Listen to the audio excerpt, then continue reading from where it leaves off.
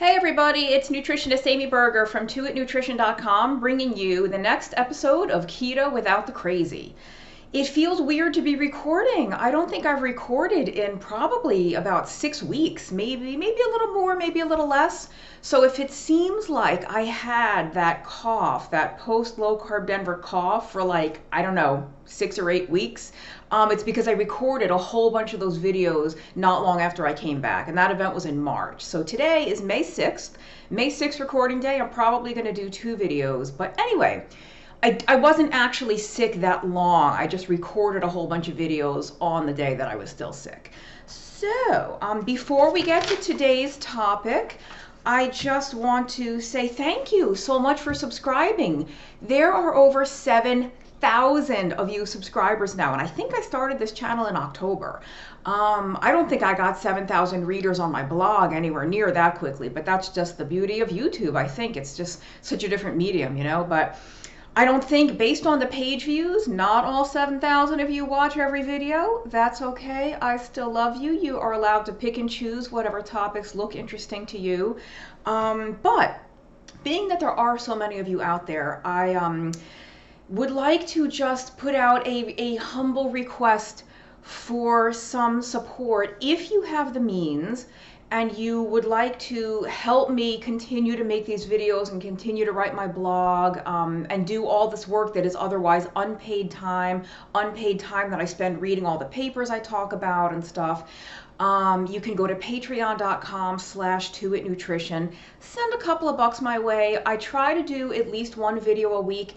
If you find these videos to be worth 50 cents to you, and let's say there's 4 a month, that's $2 a month. You can support me on Patreon for as little as $2 a month. You can do $3 or $4 a month, $5 at the $10 level, and I think there's a $30 level. I have little things that you can get in addition to just the video content that you're already getting and hopefully enjoying. But anyway, it may or may not surprise you to know that freelance writing does not exactly break the bank. So I could really, really use your support. Like I said, $2 or $3 a month, less than you might pay for a latte one single time. So just consider that. And moving right along, enough with my, like PBS pledge drive. So today's topic is why you shouldn't just shop the perimeter. My audience, you watching, and my blog readers, I give you a lot of credit for being intelligent. I respect your intelligence. I don't want to dumb things down for you, and I don't want to give you happy little sound bites that are just that. They're happy little sound bites. They make sense, they're quick, they roll off the tongue, but they don't really mean that much. And you've probably heard, just shop the perimeter at the store, just shop the outer aisles. And that is a nice soundbite, and there is some merit to it. It's not completely wrong, but it's a little oversimplistic for my taste. So let's break this down a little bit. Let me look at the notes here. So let's start with the good thing about when they say to shop the perimeter, right? The reason that they tell us for buying real, whole, normal food to shop that perimeter, meaning the outer aisles of the market, is because that's where we find what? That's where the produce is, that's where the vegetables are, the fruit, it's where the meat is.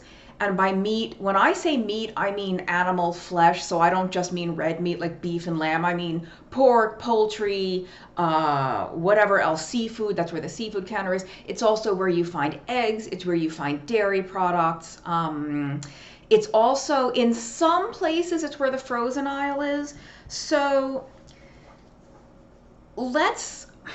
the good thing about being told to just shop the perimeter is, if you wanted to, you could absolutely thrive beautifully and be in awesome health by eating only foods you find in those aisles I mentioned, right? You're only going to eat the beef, the pork, the poultry, the seafood, the dairy, the eggs, the vegetables, maybe some fruit if you want.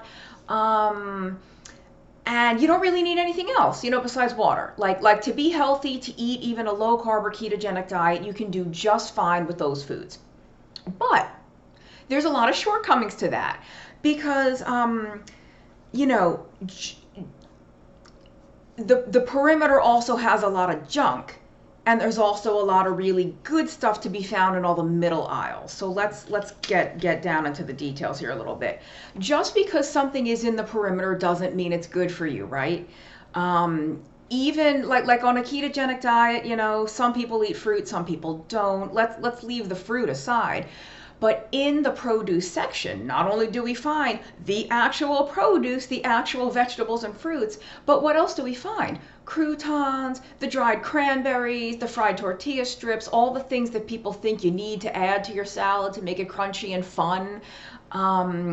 We also find fruit smoothies there. You know, I don't know how the stores are overseas in other countries, but in the US, in that refrigerator, you know, section, we have these fruit smoothie bombs. Maybe I'll put a link in the notes to a blog post I did about these, where they're marketed as healthy because it's like a green smoothie, or it's super orange because it's carrot juice and whatever. And it's nothing but sugar. It's like 75 grams of sugar for the bottle, like a 16-ounce bottle or a 20-ounce bottle. It's nuts. It's worse than drinking a soda. So, you know, just because something is in that perimeter doesn't mean it's good for you. And just because something is in the middle aisles doesn't mean it's bad, especially on a ketogenic diet. Now, like I said, you can do just fine eating only from the perimeter, but if you wanted to add some variety to your awesome ketogenic diet, what are some things that you might find in the middle? Things like, how about canned tuna, salmon, sardines, mackerel, great stuff. And not just canned, they have those pouches now, so those like foil pouches. Olive oil, coconut oil, salad dressings, vinegar. Maybe I'll link to a blog post I wrote on vinegar. Vinegar has some really surprising properties when it comes to lowering blood sugar and insulin. And it's really good for digestion too, but really interesting research on you know, sort of mitigating the post-meal, postprandial rise in glucose and insulin. So that could be a whole other video itself too. Maybe I'll do a vinegar video. But anyway, what else can you find in the middle? Coffee. My beloved coffee. I better go in the middle and find that. Tea, if you're a tea drinker. Dark chocolate. You know, some of you might even do like 100% unsweetened cocoa in those baking bars, or you can get like the 85, 88, 90% cocoa. Dark chocolate is in the middle. If you're not a purist, you're not a purist like me, I'm not, and I use Splenda, I use Sweet and Low, I use erythritol, so you're going to find those in the baking aisle, in those middle aisles, the artificial sweeteners, the sugar alcohols. What else? Looking at my notes. Seasonings, herbs and spices, right? Garlic powder, that's where your salt is going to be. I did a video on salt not long ago. Check that out. Salt's really critical for a ketogenic diet. Any other herbs and spices, basil, oregano, curry powder, you know, I think I said garlic already, or whatever you like, it's going to be in those middle aisles. And the freezer section, with the growing size of the American supermarket, the freezer aisles aren't just on that outer edge anymore. They're actually in the middle. Sometimes there's 3 or 4 frozen aisles in the middle, right? And I don't eat a lot of prepared frozen food. Almost everything in my freezer right now is meat that I buy fresh and stick in the freezer. But there's plenty of good frozen vegetables to buy. You can get frozen broccoli. Frozen spinach is dynamite to use in quiches or casseroles because you defrost it, you stick it in a towel and wring out all the water. Great to use in a frittata. You can get frozen burger patties, frozen meat. You know, they sell a lot of frozen seafood, you know, unbreaded, no starch, no sugary sauces. So there's a lot of perfectly good stuff in the middle. And let's not forget, what else is on the edge? Again, I can't speak to every supermarket in the world, but almost every supermarket I've been to in the US has the bakery aisle on the outside, right? Your rolls, your croissants, your muffins, your cookies, your donuts, your bagels, whatever. So again, just because something's on the outside doesn't mean it's suitable for keto, and just because something's in the middle doesn't mean it's garbage. Let me see if I forgot anything. I think this is going to be one of my shorter videos, but that's good. I kind of wanted to make them about 10 minutes. We're coming right up on 10 now. Oh, pork rinds! I almost forgot. Where are you going to find your pork rinds? In the middle aisle somewhere. Let's see, what else? Oh, outer perimeter, that's where your deli case is going to be if you want to get roast beef, sliced cheese from the deli section, turkey, stuff like that. Yes, cold cuts, aka lunch meats, are totally fine on keto. Just read the labels. Obviously, stick to things like roast beef, corned beef, pastrami, roasted turkey. Don't go for your like brown sugar, honey baked ham type of thing. But even lunch meats that are cured with sugar still have very, very little sugar remaining in the final product, kind of like bacon. Most bacons are cured with some type of sugar or brown sugar. The amount remaining in the final product is almost negligible. Not totally negligible, but almost.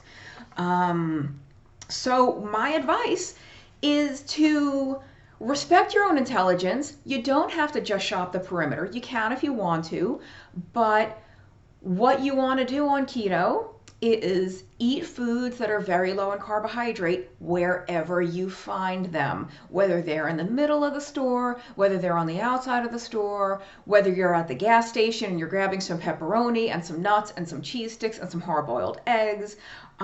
That's what you need to do. You need to eat foods that are low in carbs, and it doesn't really matter what aisle they're in. That is for people that don't have the critical thinking skills that you and I have, or hopefully have.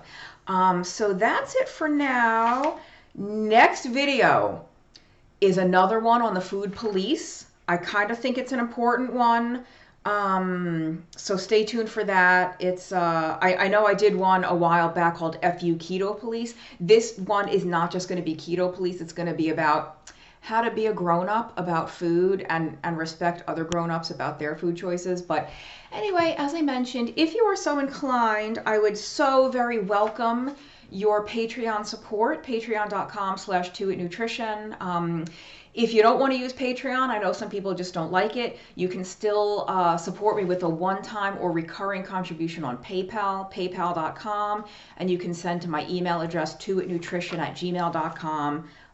But please know that whether you send me 1 penny or not, I appreciate you. I thank you for watching. I hope these videos are helpful. Subscribe to the channel if you don't already, and I'll see you next time. Thanks.